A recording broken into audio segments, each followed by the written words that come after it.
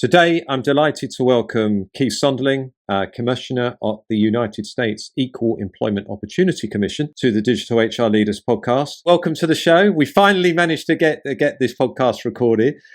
Could you start by sharing? I am so excited. Yeah, I am too. I know we've been talking about doing this for a while, haven't we? Please, could you start by sharing a little bit about yourself and your core focus and mission as the Commissioner at the United States Equal Employment Opportunity Commission, EEOC, because and just again, the context, as you know, Keith, a lot of our listeners are not based in the US as well. So I think they can probably relate what you do to maybe stuff that happens in their own countries and jurisdictions. Yeah. And first of all, thank you for having me on this podcast. As we'll discuss, you've been a tremendous resource for me throughout my time here at the EEOC, and especially to introducing me to the world of people analytics. Before I dive into the EEOC briefly, when I got here to the EEOC, and we are the regulator of human resources, I really had to dive in and learn all the different angles and aspects of human resources. Because, a lot of, what the regulations are based on or what the claims are on the front end and the back end, hiring and firing. But there's just so much more to human resources these days. And, everyone talks about how HR leaders are having a seat at the table from a business perspective. And I didn't really understand what that meant. And that's where I learned about people analytics. And that's where I learned about your world and how we were introduced, and listening to your podcast and the book and your great book, which I still have a copy of in my office, which if you can see the video, I'm holding it up. So you've been a great resource to me in really understanding the world of people analytics, and we'll talk about the role that plays in the future. So I'm Keith Sonderling, the Commissioner of the United States Equal Employment Opportunity Commission. The EEOC is the agency based here in Washington, D.C. that, as I just said, is the regulator of human resources. So we were founded in the 1960s after Martin Luther King marched in Washington, D.C. For civil rights, and the passage of Title VII of the Civil Rights Act, which celebrated its 60th birthday this year, led to the creation of this agency. And why we really have a global impact for HR leaders across the world is the United States in the 1960s, from that civil rights movement, really set the floor for corporations worldwide on what civil rights should be protected in the workforce. And since then, you've seen a lot of countries around the world use us as the model on how to legislate employment discrimination protections and create similar agencies across the board.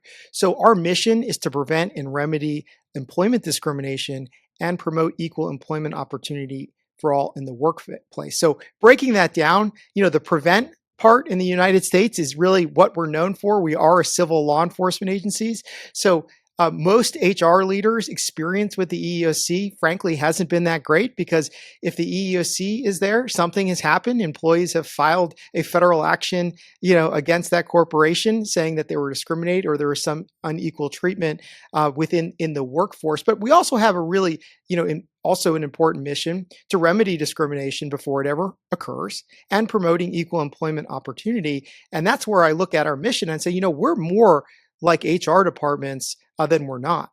From the compliance side, from ensuring that all programs are fair and equally given to all employees, no matter what, is very similar to what HR departments do in addition. So just a quick breakdown of what this is. When we say discrimination in the United States, it's really broad.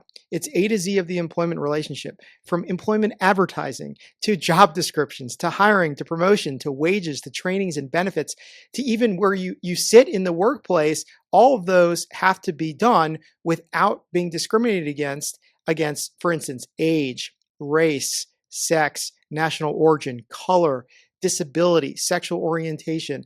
A lot of these big ticket items that HR departments have dealt with, we are the regulator for all of that. So it's a long-winded way of saying everything in HR is what we regulate. No, that's really good. And thanks, Keith, for giving the wider context. I think it's helpful for our listeners. And I think it's a really important point that you make, is actually that similarity with an HR department in terms of some of the measures and steps that an HR department will take, and processes and programs that it will put in place to try try and create a safe and a fair workplace for employees as well. And that's just effectively what you're doing at the EEOC. What I wonder, Keith, and obviously I know that you've been in this role for nearly 7 years now, and as you said, you're responsible for overseeing all claims of employment discrimination nationwide. Love to hear from you. What do you see as some of the current trends, maybe in human capital management, and maybe what you see as being on the horizon that HR leaders should be aware of, so they can address some of these issues more proactively? Yeah. So, in the United States, a lot of people don't realize you cannot just go to court and sue your employer directly if you feel you're discriminated. Whether you work for the federal government, state or local government, or the private sector, we see every case of discrimination first. They all have to come to the EEOC first. So it really puts us in a good position to see what the trends are. And unfortunately, over the last 2 years, employment discrimination is going in the wrong direction. We're starting to get more cases than we had before, and it's increasing around 10% per year. So what those cases actually look like, the number one claim of discrimination in the United States year after year is retaliation, meaning that an employee complains about an unfair practice or helps another employee complain about their workplace conditions, and then something happens to them. They're fired, they're demoted. But putting that aside, the number one actual underlying claim of in the United States for discrimination is disability discrimination. And I'll talk about that in a moment when it comes to trends. After that, we see race discrimination, then sex discrimination, which is very broad. It includes everything from pregnancy, gender discrimination, sexual harassment, sexual orientation discrimination, then age discrimination, national origin discrimination, discrimination based on color, then religion, then pay, and then discrimination based upon genetic information, just so you could see the order of where these claims are. But what's fascinating to me, and what I try to really inform HR leaders about, is the changing dynamics of these claims. And a lot of that is driven by what's going on in the news. So, if you look historically where we were, when the Me Too movement happened, that was global news. It was the top of mind for all, not only HR leaders, but CEOs and boards across the world. And we're the agency responsible for ensuring that sexual harassment doesn't occur. So after that, we saw a correlation between a large spike of sexual harassment cases, even though it's been illegal to sexually harass since the 1960s, but national news drove some of those claims. So that required us to turn around and say, hey, we need to put out more guidance. We need to make sure that HR departments have the right statements and the ability to do that. Then we saw that same thing with pay. The U.S. women's soccer team filing a case was also global news because how they were performing and being paid less than the men's team, and certainly something you appreciate in Europe with soccer. But that then we had to talk about pay, and then COVID happened, and it was all about everything about accommodations to vaccines. So very much like HR departments, we have to move and shift to seeing what those priorities are. But to answer your question, looking forward, what is in the horizon? What is you as HR leaders should be concerned about? And to me, the number one issue as far as the trends is around mental health and around disability discrimination. So I said disability discrimination, and most of you as HR leaders throughout your career have dealt with disability discrimination in that context of accommodation, saying, we have a worker that has a physical impairment, that has a health condition, and we know we have to accommodate them by buying a chair to help with if they have a back issue, or making sure that workplaces are accessible, or if they have cancer or heart condition, how do we adjust their work schedule accordingly? Now the shift post-pandemic in the types of disability claims is really fascinating, where mental health is now becoming one of the biggest drivers of disability claims in the workforce. And the big drivers of that are anxiety, PTSD, and depression. And if you look historically of all disability claims, in 1993, those three claims, PTSD, anxiety, and depression, made up 0.1% of all disability claims. This year, they were 30% of all disability claims. And mental health claims overall are almost 40% of all disability change. So that's another example where HR departments now need to shift to understand what are the drivers of the issues that employees and applicants are having with mental health in the workplace. And how, as HR leaders, are you going to get ahead of that if I'm telling you this is where all the law enforcement and litigation and claims your employees are bringing? So that's really a part of the job that I think is so important, whether you're listening in the United States or across the world, because these HR issues, it's going to be the same wherever you are.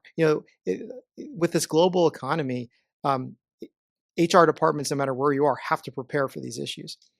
That's really interesting, Keith, as you said, that correlation between stuff coming into the news and maybe greater awareness about topics such as mental health. That's certainly a topic that people are becoming much more aware of and feel much more safe to speak about, maybe than they had previously. I wonder too whether there's quite a focus now around neurodiversity. We've had Nancy Doyle and Maureen Dunn, experts on that, on the podcast over the last few years, and consistently the message they gave that 15 to 20% of the population is neurodiverse. So I wonder if we'll start to see more claims in that area as well, as people become more aware of that and more able, they feel they can speak up, as well. Absolutely. And that's going to fall 100% on HR departments. And that's going to try, we talk about so much about upskilling and reskilling the workforce, where HR leaders are going to have to play that role as well. And they're going to have to learn the differences of now, okay, we have a worker who, let's say they're missing a limb. It's very easy in a sense to understand what those accommodations are because we could see it, or the doctors provide exactly what's going on.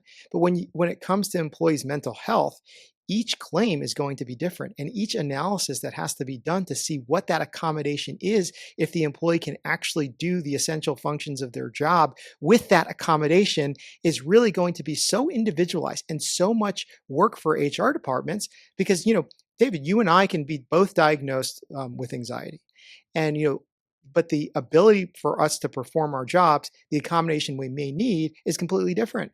For me, I may have to work from home and that can't be around other people. But for you, with the same condition, you may be able to come in the office, but have to work in a low light office, or or need noise canceling headphones because that triggers your anxiety. So you see, it's such a per case basis, and this is where I talk about how HR leaders really need to take the lead here and really go back to the basics. And even though these claims may be foreign to them, especially with Gen Z in the workforce, and a lot of they're speaking up more about mental health issues, whether it's cultural, whether it's driven by other things, HR leaders really just need to slow down and say, for each person, we need to go through and saying, can we accommodate them, knowing this is a very not only sensitive area, but an area we never really dealt before in mass. The topic that I think we've discussed the most since quite early in your tenure, I think we've talked, and then I think you spent some time in London prior to the pandemic as well. And you made it your highest priority when you took on the role at the EEOC. Very prescient of you, I think, as well, given how things have panned out. Was your priority was ensuring that artificial intelligence and workplace technologies are designed and deployed in a way that is consistent with employment laws. So, out of all the issues confronting global workforces, other than the obvious, why did you decide to make this your priority? Well, as I just talked about, there's so many things that are always going to push HR leaders in different directions driven by the news, like the Me Too movement, or COVID, right? We're in the same position at the EEOC.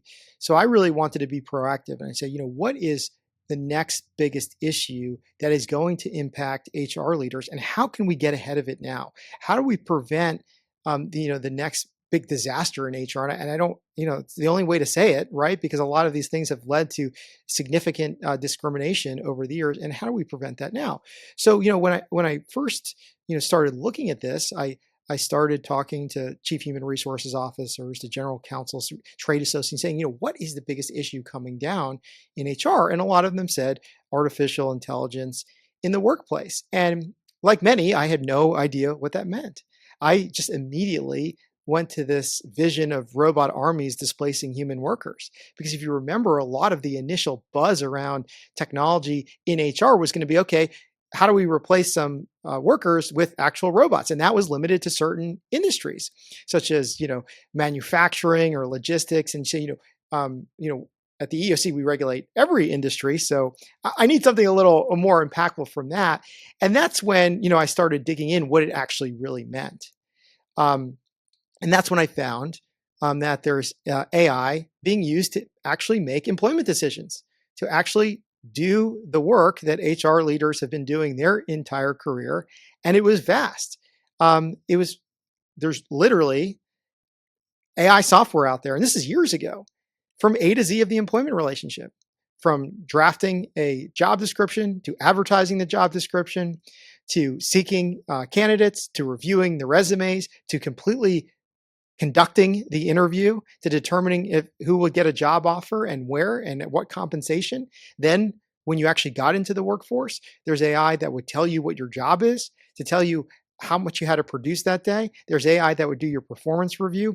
That there's even AI out there, if you don't meet your standards, that will tell you you're fired, all without potential human interaction. And what I found was, a lot of the basis for using and developing this software was obviously the more efficient, more economic, but also removing the biggest issue that has plagued HR since HR has been around, and that's the human. And, a lot of these softwares, originally came on the market saying, well, obviously humans are the problem within your HR departments because they're the ones with bias. They're the ones who aren't as efficient. And if we can have software make those decisions for you, not only will it be faster, but you won't have to worry about discrimination because, the AI can't discriminate. So that's what the sort of market I walked into. And as I started diving into this, realizing the vast impact that these software was having, that there is a lot of truth to a lot of these statements and these products out there, is that that if it is carefully designed and properly used, and those are, two qualifiers that we'll get into, it can actually help employers reduce discrimination. It can help employers reduce bias from those decision-making tools because it's looking at neutral characteristics and can actually help employers take that skills-based approach and have no other factor come into play, which, as we know, those factors come into play. That's the reason my agency exists. But then I saw, at the same time, if you just flip what I said, if the programs are not properly designed, if they're not carefully used internally by the HR departments, this could potentially scale discrimination to the likes we've never seen before, far greater than any one human can do. So that's what I walked into, and there wasn't many guardrails, guidelines at times. Obviously, the state capitals and capitals across the globe were not into regulating AI just yet. So that's where I started. And, it's the whole experience has led me to believe that these tools can really help HR very much and can really actually help HR get to where they're wanting to go. But that comes, with a lot of responsibility, a lot of things that HR departments already know that they have to implement when using technology. Yeah, and we're going to dig into quite a few things related to that you covered there in high level, Keith. And one of the things I think that really impressed me about sort of watching you over the years is you proactively engaged not just with CHROs but with HR technology companies, with academics and thinkers in this field as well. I lost count of the amount of conferences I saw you speaking at, which I think is really important because you were listening as well as regulating effectively. So, which I think is really important.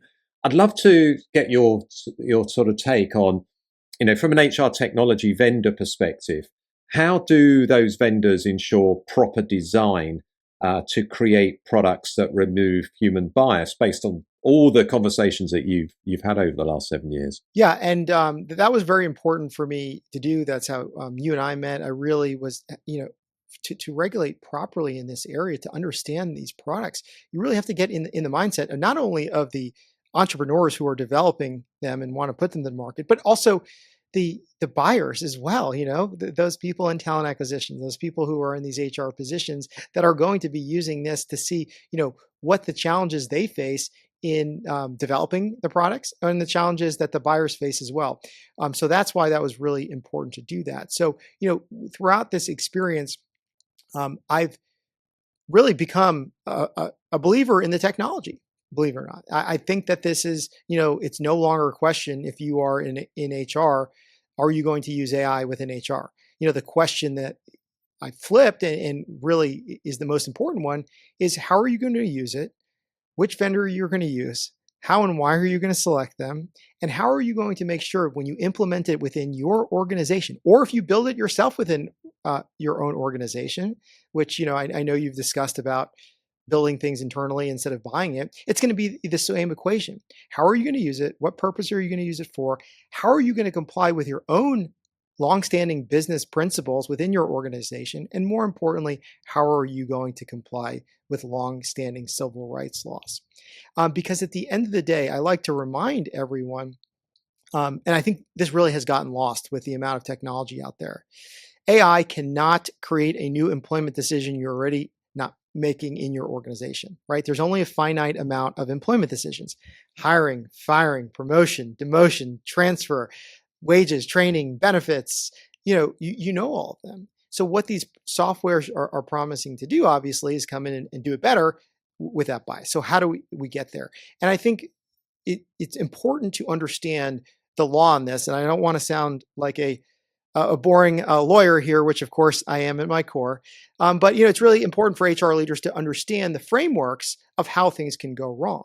And there's essentially two theories of discrimination. One is intentional. We're saying, I'm not going to hire you because you're a woman. And two is the unintentional. We're saying, well, we have this neutral policy in place, and then it has an impact on a certain group. Both are unlawful. What's unique about employment law is that whether or not HR leaders intend to discriminate, you can have the best motivations. If there's discrimination, you're going to be liable for that. So those raises the two issues when it comes to using the AI software and how you can proactively work with your vendors on this. One is that what most people talk about and most people fear is that unintentional discrimination when it comes to using AI. And that's some of the horror stories and examples we've heard. And a lot of that is based upon that data set discrimination. And what does that mean in our space? What is the data in our space? Well, it's pretty simple. It's your applicant flow, it's your current workforce, potential workforce. And if that is skewed of one protected category over another, the AI may unintentionally and unlawfully believe that that is the most important characteristic, and may make a discriminatory decision based upon that. And there's a lot of very classic examples out there.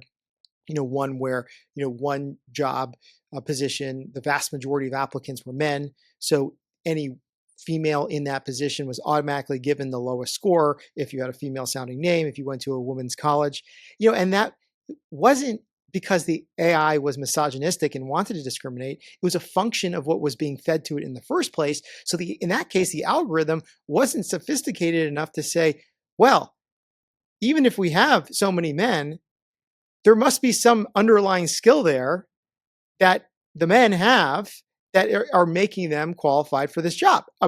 And do the females in that applicant pool have that? Versus, no, being a man is the number one characteristic, the algorithm. And the tricky part on that is that's the design that the vendor is putting out in their algorithm for you to use. And so, that's their algorithm. As much as they're going to say, we want to take a skills-based approach, our AI takes a skills-based approach, it looks for the right skills. Okay, well, it will show us how to do this in a potentially, non-diverse pool. And is the algorithm sophisticated enough there? The second part of this whole data set discrimination, which HR leaders have been struggling with exactly for a long time, is okay, well, what skill requirements are actually needed? What requirements, whether it's by years of experience, a certain skill, and because you've had those in your organization for a long time, or because they're industry standard, how do you go and ensure they're actually not discriminating because these AI tools are making those decisions at scale? So, if you're working with the vendors on this side and saying, through our research or through your own research, these are the top skills. Well, if that skill also precludes certain protected characteristics, let's say national origin, for a lot of other socioeconomic reasons, that's going to then be built into the algorithm as well. So a lot of that on the design side is making sure you're, working with the vendors to ensure that the applicant pool is representative, not only of your area, but the skills you're putting in there are also necessary in 2024. And a lot's changed, as you've discussed on other podcasts, that are not going to exclude other people. So that's the first unintentional discrimination side, where a lot of these cases are. But I've been trying to raise awareness too of the potential for intentional discrimination by using these tools. So you can do everything I just said. You can have the most diverse applicant pool. Your job description is absolutely perfect. You've gotten the most qualified, perfectly diverse candidates of your local hiring pool. Everything is great. The algorithm is sorting it by only those, merit and skill-based hiring. Now think about the access that these programs give you. It gives HR leaders more data than we've ever seen before. In a very easily accessible way. I mean, think about before when you're looking through resumes and stacking through resumes and sorting them, but now in very easy to see dashboards, you have more information. The problem here potentially is that a bad actor within your HR department or somebody with bias can now see all that information that you're not allowed to make a hiring decision on. And my favorite stat in talent acquisition, and you could tell me if the milliseconds has changed, is that before technology, a TA leader would give you around 6.5 seconds to read a resume. That's sort of the legendary stat there. So think about that. If a person wanted to discriminate and let's say not hire an older worker for this position, not hire somebody who's whatever country, whatever race, whatever religion, it takes time to discriminate because you got to go through and say, well, is this a foreign sounding name? They have their religion on there. It is. I'm going to put it in the trash. But now with these tools, in a millisecond, you could potentially preclude millions of applicants from consideration on the basis of their characteristics that the algorithms can find and unlawfully show you in some situations quickly. So you can see how quickly this can stale if you don't have those proper guidelines in place within your organization. And that's intentional discrimination there. So many people want to talk about how algorithms can't discriminate because they're just looking at the characteristics you feed them. But look, there's still going to be users in there. And in the HR context, a few clicks can cause a lot of harm. So that's just the two different ways the government is going to look at these kind of cases. Well, did you discriminate through what you asked the algorithm to look for? Or was your data set potentially discriminatory versus, okay, how was it used within your organization? Just like any other HR decision. No, really good. Thanks. It's a great explanation, Keith. And I think being clear, if the AI does make a discriminatory employment decision, who is responsible? Who is liable for the work? Is it the vendor or is it the organization that's using the vendor tool? And this is one of the hottest topics, out there, and one of the number one questions everyone has across the board. Who is liable if the AI tool makes a decision that discriminates, either under both theories there. And from us, the law, when this law was passed in the 1960s, Congress told the EEOC, and when they created this law, they basically said that 3 people can make an employment decision. 1, companies; 2, staffing agencies; and 3, unions. Those are the only kind of individual organizations that can make employment decisions in the United States. So we've been operating, since then as only they can make an employment decision. And if you think about it, when you go to work, only your boss can, only that company can pay you, fire you, hire you, demote you. So from our perspective, from a law enforcement perspective, it's pretty simple. We are going to look at the results of the decision and whether that decision had bias because it was made by an algorithm or whether it was biased because it was made by a human. For us, we're in an easy position because we're going to say you as an organization made that decision. We don't care if it was from an algorithm or a human. There's discrimination. You're liable for it. However, there's a lot of clarity needed around that as state and local and foreign governments start to regulate in this space. There's big pushes here in the United States from a state level and in the EU and other proposals to make vendors liable for those employment decisions equally with the employer. So it's saying if you're using an AI tool, then you as a vendor are also going to have liability if it discriminates, which would be, a very significant change from the state of the law here, which we've been operating under.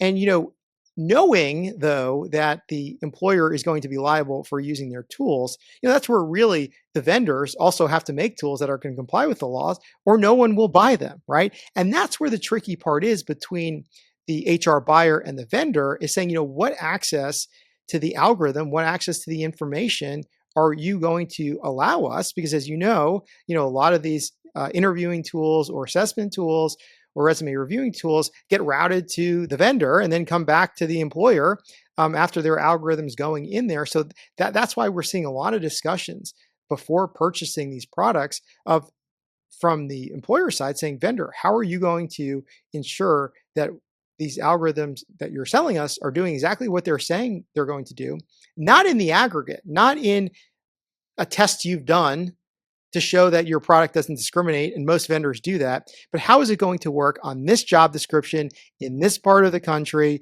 with these skills, with this hiring pool? Show us here how it's going to not discriminate or make better decisions than we're making, number one. Number two, and then if we're challenged, how do we have that information to show of what we ask the algorithm to do?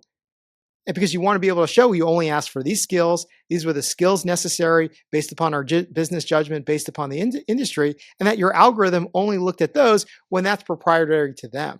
So you can see how that discussion continues to get very complicated, and why a lot of other governments want to just say vendors are liable too. But from the EEOC's perspective, and generally the state of the law, you have the employers need all that information to show the EEOC that you're using this the right way. And that's a tricky conversation that we're all still having.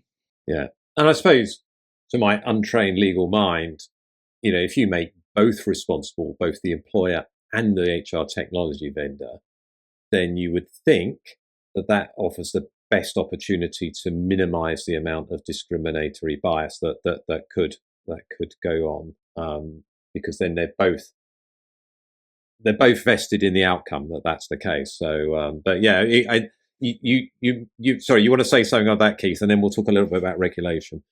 Yeah, no, I think that at the end of the day, and having been in this world now, and you too, I believe all these AI companies, want to create products that are going to make better employment decisions using technology, potentially more transparency, potentially fairer for applicants to understand, what they're going through in the process, or current employees. You think about some of the pay software. I think that everyone's intention is good in this space, and that it could ultimately, again, if it's carefully used, property design, I always have to say that, can really help us get to where HR departments want to be, because this technology is so powerful in that sense. So, and nobody wants to create a product that's going to discriminate. Nobody wants to buy a product that's going to discriminate. Nobody wants to invest in a product that's going to discriminate. But what I found is that, when you get into this world now with you're mixing technology in, you're mixing a lot of players that HR leaders and law enforcement agency has never dealt with before, related to, the tech community and all of this. It's just, we all have to speak the same language. And look, tech investors speak different language than the entrepreneurs creating it, and than the HR buyers and the employees being subject to it. So I think that everyone's intentions are hopefully good. And that's what really where the gap is being bridged, and saying, okay, well, here is what we need from HR departments to actually build these algorithms consistent with HR practices, both from a practice perspective and a legal perspective. And that's where we need to get. And that's where I think the communities are still coming together very much to ensure, for whatever use it is, that not only is the design property, not only is it lawfully used, but also those same HR metrics, business practices are also built into these too. And it's just something new and very complicated for all of us. And on the regulation side, Keith, you highlighted, whether it's New York City or the EU, there's a lot of legislation that has been enacted or is going to be enacted in the coming sort of months and years. Without going into chapter and verse on each one, can you give us sort of a broad overview of the global landscape and maybe some of the varying approaches to regulating AI and HR? And this is really important for HR leaders to pay attention to, especially your listeners who are operating across the world. And what we're seeing is, obviously, like I said, the EEOC, we regulate all employment decisions, whether you're using AI or not. All of this is regulated by the EEOC and those bias laws we discussed. However, a lot of states really want to dive into this, and a lot of foreign governments as well, and they want to dive into it in the employment space, because it really impacts, a lot of their constituents. Everyone, at some point will be or enter in the workforce. And it's a lot easier to understand AI's impact on the workforce than it is, for making, a new pharmaceutical product, right? So it's a much more impactful the amount of people it's going to impact. So, what you're seeing is a lot of state and local governments starting to sort of pick and choose what is important for them when they look at it. So, the first AI laws we started to see was in Illinois, where they said basically, if you're going to use facial recognition during a video interview, AI software that scans face or looks for emotional affects, that it's basically banned. There's just so many requirements you have to do for disclosure, for use, that it makes it almost impossible to use. And then Maryland came along and said, we're going to do the same thing. But that was just on the facial recognition side. Then, the New York City Local Law 144 was the big one. And it was the first really comprehensive one. And I say comprehensive, not as comprehensive of what the EEOC requires or what HR leaders are already doing, because it says, obviously it's only going to apply in New York City, which is one of the biggest business centers in the world. But it said that if you are going to use AI, an AI system is only going to be one that almost essentially, and I'm simplifying this, makes the employment decision, right? And if it's going to do that, and there's essentially almost no human intervention there, then you're going to have to do pre-deployment audits, you're going to have to do yearly audits, you're going to have to give consent, and there's going to be a lot of other consumer protection. So obviously that's fairly easy to get around. And there was a whole Wall Street Journal article about, you just have to say, well, it's one of many factors we're making for an employment decision. Then you don't have to do all those additional requirements. But I want to highlight what those additional requirements are. So is a pre-deployment audit and a yearly audit. Well, that's great. I encourage that at the EEOC, because if you're doing that, auditing these systems for any HR practice, you could see if it's actually doing what it's supposed to be doing, or if it's discriminating against certain groups. But then New York said, well, we're only going to require audits for hiring and promotion, and only for the categories of race, sex, and ethnicity. But so that may lull compliance into, if you're in New York City, well, we're compliant because we did this audit for race, sex, and ethnicity and hiring and promotion. Well, the EEOC would require you to do it on age, disability, so all these other areas. So you kind of see the problem when you have this absent a federal positive requirement for specific AI use in HR, that you're going to have to be doing certain things that may not matter in other jurisdictions for national employers. So that's a tricky part too. But I want to conclude this we're starting to see commonality, whether it's in the EU, proposals in Colorado, in California, and what are those common threads about using AI in HR that these legislators want to see. And a lot of that is around employee notification and employee rights. So one is requiring consent for applicants to actually say, I want to be subject to AI, or I can opt out. Number two is disclosure of who those vendors are, some specifically as saying, here's exactly what this AI is going to look at on your resume. Here's exactly what the AI is going to look at a transcript from this interview, to actually then some places going into requiring those audits and saying, if you want to use AI here, you're going to have to show us every year how it doesn't discriminate. And then finally, pushing for governance within AI programs. So if you're going to use AI, you need to have policies and procedures and practices in place. So whether that's in the EU or Colorado, California, a lot of the Massachusetts, New York, a lot of the bigger areas looking at this, you're starting to see them kind of equal out and saying, well, this is what we're going to require if you do that. And I think that's really important for HR leaders specifically, because here's how I like to remind HR more than other areas. You've already been dealing, with some of the highest risk decisions within your organizations for some time before AI. You're talking about people's livelihoods, your people's ability to stay and enter in the workforce and provide for their families. So, when you're seeing these AI in HR being designated as a higher risk category than others, well, that's what already you're familiar with. And don't let that scare you in the sense, because you already have policies, practices, and procedures generally for all your employment practices. If you think about it, across the board.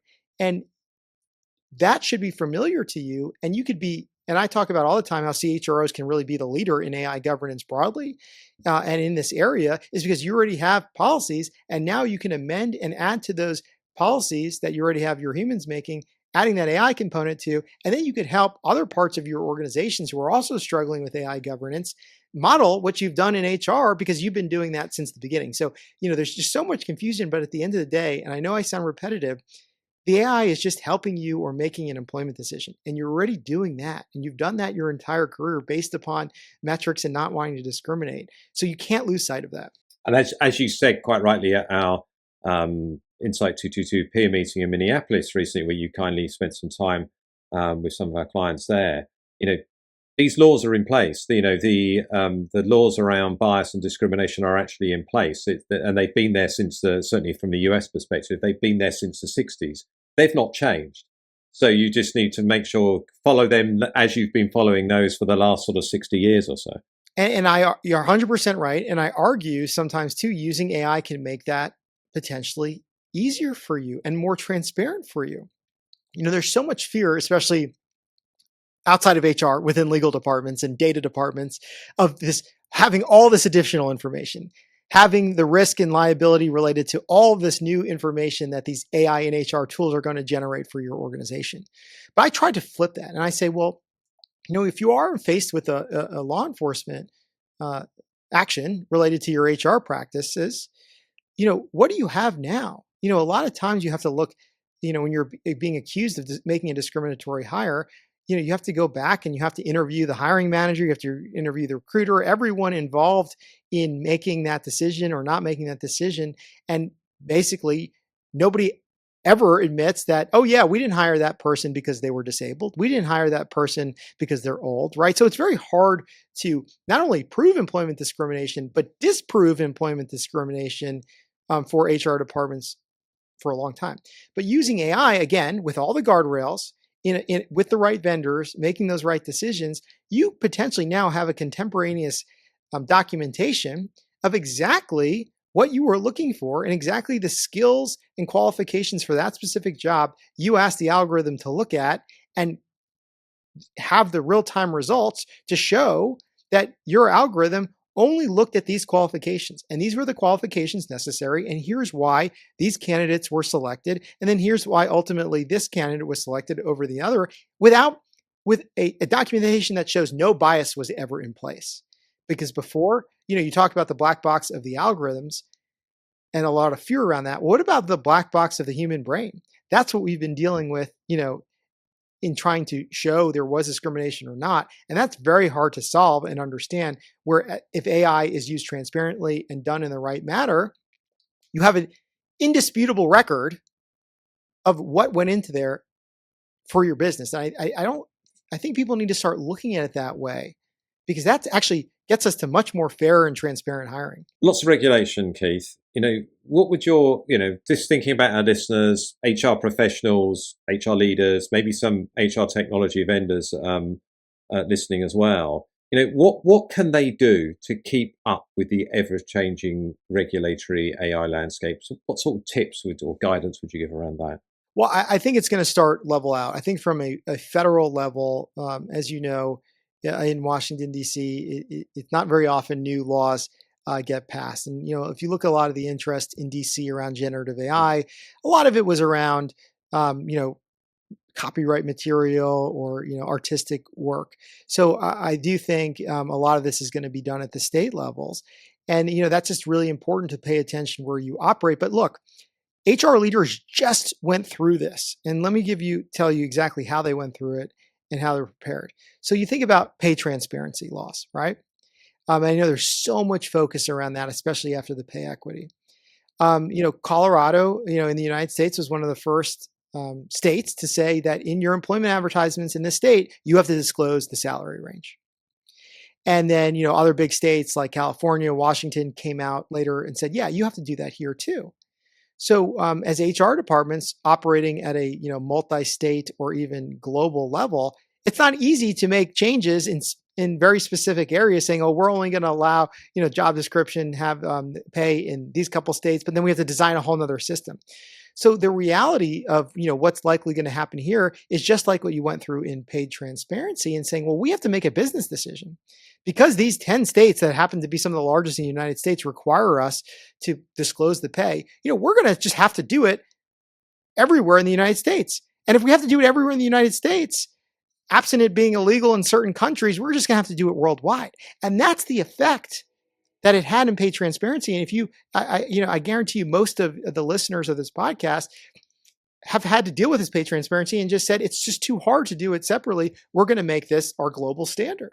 And if you see, most job descriptions now have them.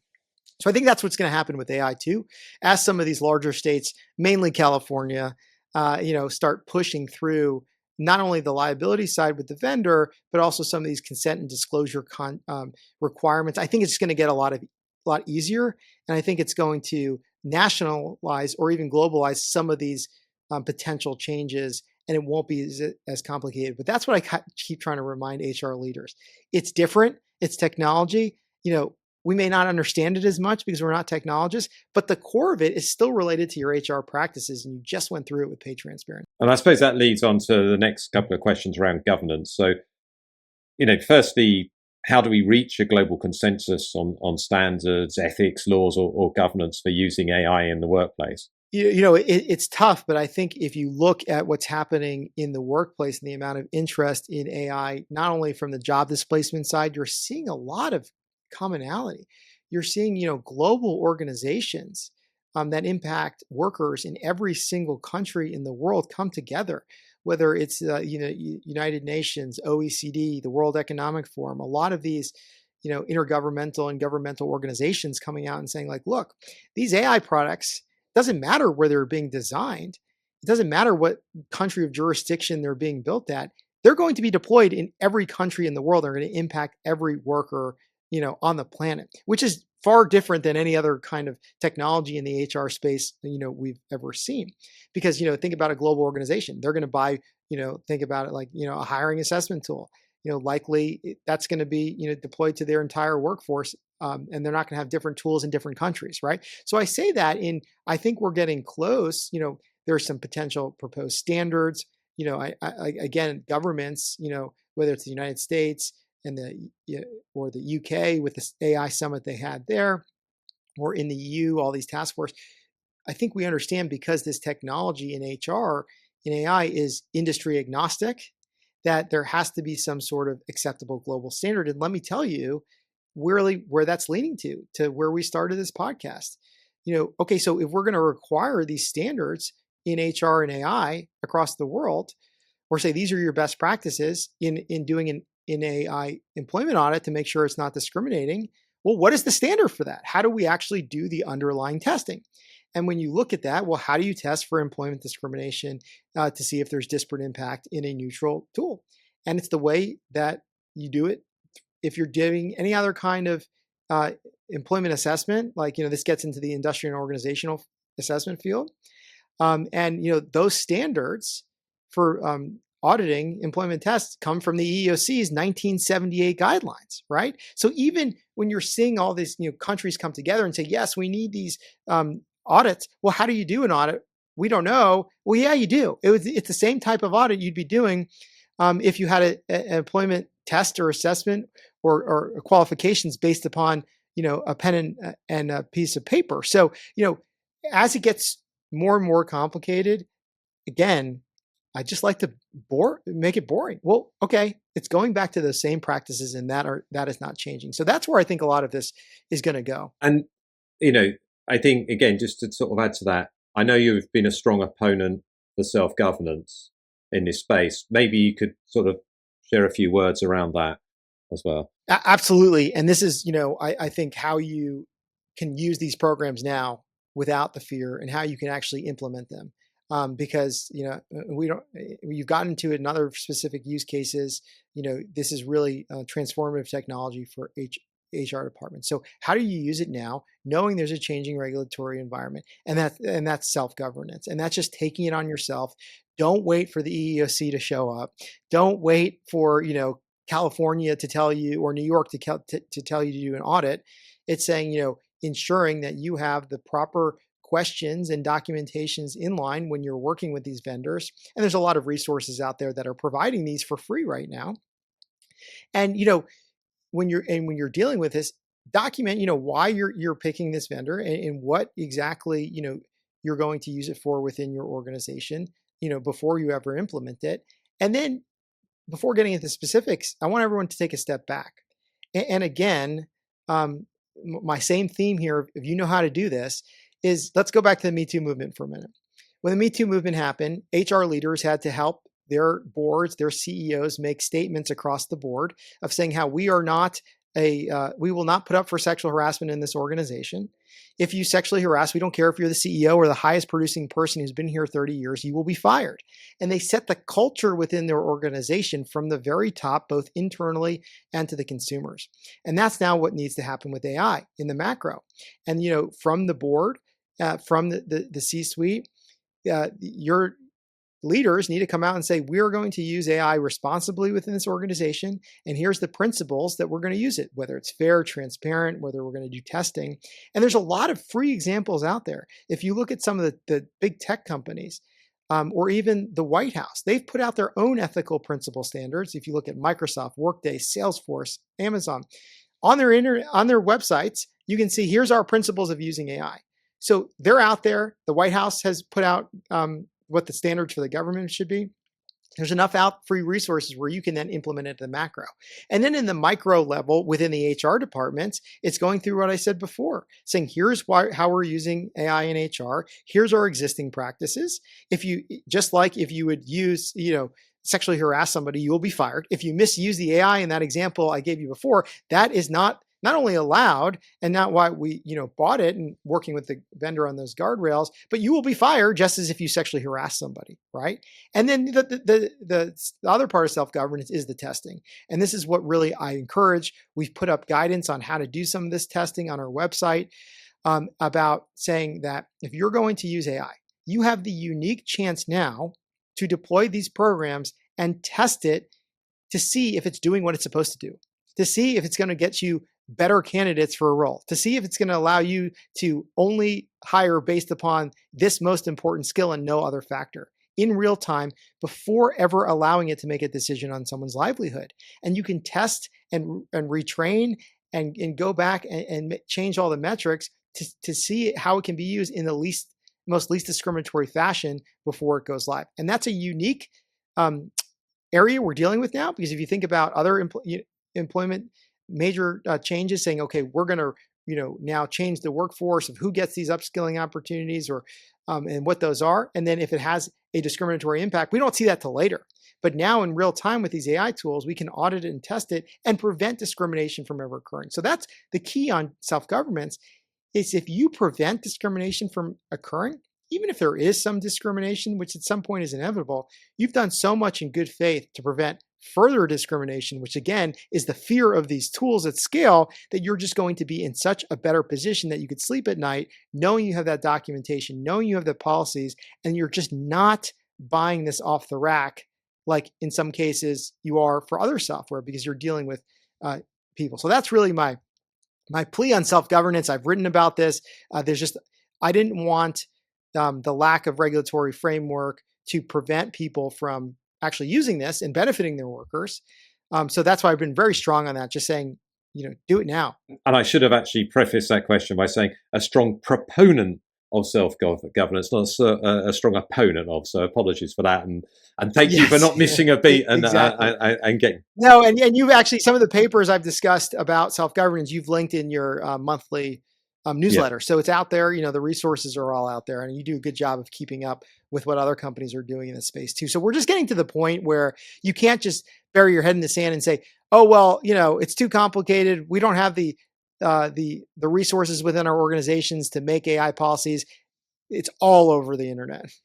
Yeah, I agree. And for those that listening that want to hear from practitioners talking about that, do listen to the episode with Nicole Lamoureux, the CHRO at IBM, which he actually talks about their responsible AI policy. There's 5 components, including explainability and transparency. So that's two of the topics that you talked about there, Keith. And they'll be the first ones to be flattered if you steal it. That's why they put it for free on the internet.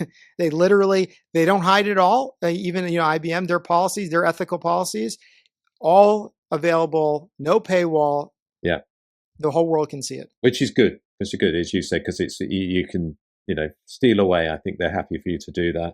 And actually, within a people analytics field, certainly when we were getting started with Insight 222 back in 2017, one of the things we helped several organizations do was create an ethics charter for the use of people data and analytics within their organizations. And, it's a strong argument that, the responsible AI is kind of the next iteration of that, really. That was we don't collect data for data's sake. The data that we collect, we have a reason for actually collecting that data and a business reason for doing so, and a reason for the employee. It's pretty much exactly the same with AI and HR as well. 100%. We've got three questions left, Keith. So first one is about generative AI. The second one will be about reflecting on your 7 years at the helm at the EEOC, and then the last one will be the question of the series. So let's get to generative AI, probably one of the topics of the topic du jour, I guess, of the moment. It seems to be taking over the AI discussion, a large focus on generative AI in the workplace as well. What are your thoughts for HR professionals who are looking to implement Gen AI products throughout their workforces? Well, this is obviously the hottest category in AI. Everyone wants to talk about this. Everyone understands this. Like I said, David, you and I were talking about these more traditional uses in AI, in HR, long before generative AI, but this is the hot thing that everyone wants to talk about. And for HR leaders, it's very confusing. And I just have to sort of break it down into the real right now impact for all of you. So number one, let's talk about generative quickly, because it's the same issues we just discussing, using generative AI to make job descriptions, using generative AI to make do performance reviews. Look, you just don't know what your data set is for there. And you don't know if you're asking generative AI to make you a job description, say, ChatGPT, make me the best, Python engineer, entry-level job description for this tech coder, right? What information it's relying on, what biases it's relying on, what requirements that it may be taking, out there in the internet that have no relevancy to your organization or business that may just wind up, excluding certain candidates. So, that's completely, you risk your just database of not being able to be defensible or not understanding what you're putting on your own employees outside of your organization. And you wouldn't do that before. You wouldn't rely on a company in a different industry to tell you how to operate in your industry. And that's the issue with generative AI. But I think it's the same kind of understanding of what we've been talking about. But the new issues for generative AI that's largely falling on HR leaders is that your boards and your C-suites are seeing all the news about AI, generative AI. They're seeing all those studies, how it's going to displace 300 million jobs. It's going to make workers more efficient, and it can completely eliminate some of the big cost centers within your organization by outsourcing a lot of that knowledge work. The workers, not in the factories, the workers in your corporate offices that never, the highest paid ones that never could be displaced are now, there's technology to potentially do that. So the big issue here, let's just talk about the potential immediate impact may be, well, okay, we want to completely eliminate a certain percentage of our workforce because now it can be done by generative AI. And think about this, copywriters, journalists, they're being affected by this. We're just saying we're going to completely terminate these divisions. And we're not terminating it because of, bias or any other issue. We're terminating it because of efficiency. But the breakdown of that, let's look at historical reductions in workforces, because that's all it's going to be. It's basically a technology-induced reduction in workforce. And what do we know as HR leaders that happens in RIFs? Who are the most people that are impacted? Generally, it's the older workers. Why? Because they're the highest paid. And that's just a metric that is often used in these big RIFs. So if you're doing a generative AI RIF, again, older workers are going to be impacted. But the trickier thing sitting here in 2024, after the years and years of diversifying, the workforces, and how many discussions have we had on diversity, equity, inclusion, and all this. Now your workforce is much more diverse than ever before. So what's another metric you used to look at in doing reductions in workforces? Well, let's just get rid of our newer workers. Now, I'm not saying younger workers, newer workers, first in, first out. They haven't been trained yet, or they haven't assimilated to the company. It's not going to be as big as a loss. If we just, say economic conditions, we're going to eliminate these jobs. But here's the difference. It's going to have a much different impact in 2024 than it did in 2008, because the newer workers are more diverse than ever before. And if you look at some of the studies, some of these big McKinsey or Deloitte studies, the generative AI impacts are going to impact females over males more. They're going to impact, Hispanic and African Americans over white Americans just by the job quadrants. There's some interesting charts, which I think you've linked to, that show how this job displacement is going to occur. So just taking some of these metrics you used before now is going to lead to some potential issues for older workers and some of your more diverse workers. But let's go to the third category now, which I think is the most relevant for all of you as HR leaders. So everyone's saying this, we don't want to fire our workers. We just want to make them more efficient. We want to use all this generative AI. I think there's a study that came out today, give you 12 hours more on your work week, or, we're going to get down to the 3-day work week, 4-day work week. Your workers are going to be 80% more effective. That's really what the pressure is on HR leaders now. How do we do that? And how do we implement that within our organizations? And what are the potential issues I see there from my perspective? They're significant because, the rush to implement this needs to be done carefully from HR perspective. And this is where HR leaders can take the lead, because before getting into the law, I want to talk about the trust needed from HR leaders to prove to the workers that you're actually implementing this to their benefit. Nothing legal here, right? Because workers do not trust. They read these same studies you're reading, and they do not trust that the companies are actually implementing this to their benefit. They don't trust that they're implementing it so you don't have to do these administrative tasks, so you could focus on the work you like, right? What they believe is that this is going to be our robot replacement, and that I now need to train the computer that is going to displace me. So, before we get into the legal issues, just know that's going to be largely on HR too, of how you ensure that the human element of that is going to occur. But let me tell you what's going to happen from a discriminatory perspective. Older workers are going to be impacted the most. We've already seen, a lot of workers just quitting, basically saying that you're actually just trying to push us out by making us use this advanced technology. I've been your top producer, been doing this job for 30 years, and now you want me to become a prompt engineer, or, I won't be able to do my job. You're actually just trying to get rid of me. But also, older workers may not be as skilled as your Gen Z workers of being able to be skilled in using generative AI. So more care and caution needs to be there. Additionally, disabled workers, with not just buying these software and implementation of software, what are you going to do to ensure that disabled workers either have more time, depending on the condition, to use this, if they have a different kind of adaptive devices that come along with it, so that older workers and disabled workers. And then finally, where I started on this, the biggest issue is going to be across generations is the anxiety it's producing. And what we're seeing is that there's a tremendous amount of anxiety from workers of all generations, and that's leading to mental health issues about now being forced to use this technology, which is going to do their job better than them. So these are all real life issues that HR leaders are going to have to play a massive role when buying and using and deploying these tools, because that part of it is going to fall on HR. It almost seems you need another term as commissioner, Keith. And on that, penultimate question, your 7 years as a commissioner at the EEOC is coming to a close. And actually, by the time this podcast goes out, it will be over. I'd be interested, maybe some sort of brief thoughts on your reflections on that time and what you see as your legacy. So I was a labor and employment lawyer in Florida, defending HR departments in cases brought by the EEOC and Department of Labor before I decided to go into government. And like I say, it was literally like going the past 7 years of getting an advanced PhD in employment. And, it's really, when I look back, at my legacy and everything I've done, I've really just, the most important thing for people in these roles, and it's difficult because we are a law enforcement agency, and our first mission is to ensure that victims of discrimination